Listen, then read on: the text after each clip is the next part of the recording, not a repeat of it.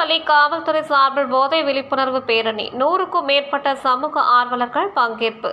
கிருஷ்ணகிரி மாவட்டம் போச்சம்பள்ளி காவல்துறை சார்பில் போதை விழிப்புணர்வு பேரணி நடைபெற்றது.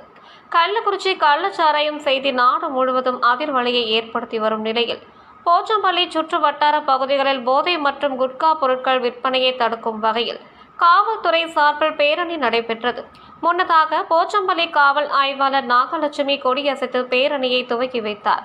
போச்சம்பள்ளி காவல் நிலையத்தில் உள்ள காவலர்கள், போச்சம்பள்ளி சமூக ஆர்வலர்கள் 100க்கும் மேற்பட்டோர் இப்பேரணியில் பங்கேற்றனர். கொடமாட்டப்பட்டி சந்திப்பு சாலையில் இருந்து வட்டாட்சியர் அலுவலகம் வரை இப்பேரணி நடைபெற்றது. பேரணியின் போது போதைப் பொருள் ஒழிப்பு குறித்து பதாகைகளை ஏந்தி ஒழிப்போம் ஒழிப்போம், போதைப் பொருளை ஒழிப்போம், காப்போம் காப்போம், நாட்டை காப்போம் என கோஷங்கள் எழுப்பியவாறு சென்றனர்.